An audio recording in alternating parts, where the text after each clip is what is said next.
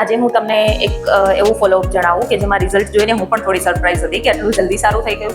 તો આજથી 20 દિવસ પહેલા મારી પાસે એક કેસ આવેલો. કેસ હતો 10 વર્ષની છોકરીનો કે જેને પેટમાં દુખાવાની તકલીફ હતી, કબજિયાત હતી, ભૂખ ઓછી થઈ ગઈ હતી અને જ્યારે પણ જમવા બેસે બસ થોડું જમે અને પેટ ભરાઈ ગયું છે એવું કહીને ઊભી થઈ જાય. છેલ્લા 1 મહિનાથી આ તકલીફ હતી એટલે ઘણી બધી દવાઓ પણ કરાવેલી અને સોનોગ્રાફી પણ કરાવેલી જે બિલકુલ નોર્મલ હતી. સો મેં જ્યારે છોકરીને પૂછ્યું કે બેટા શું તકલીફ થાય છે, તો એ બહુ ટિમિડ હતી, બહુ મને કંઈ આન્સર નથી આપતી, બસ મારી સામે જોયા રાખતી હતી.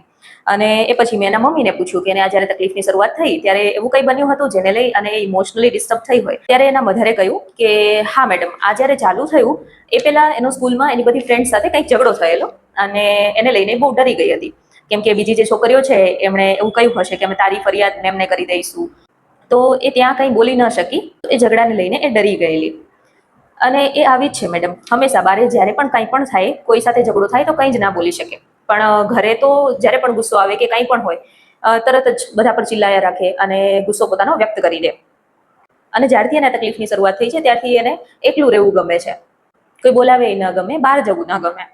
એટલે મેં પૂછ્યું કે ભણવામાં કેવી છે, એટલે કીધું ભણવામાં તો બહુ હોશિયાર છે, હંમેશા પહેલો નંબર જ આવે.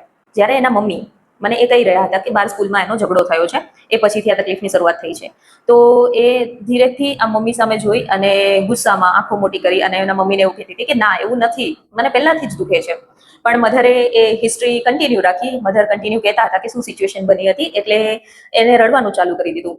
અને જ્યારે મેં પૂછ્યું કે કેમ બેટા, શા માટે રડે છે, શું થયું તને, તો એણે કહ્યું કે મને પેટમાં દુખે છે.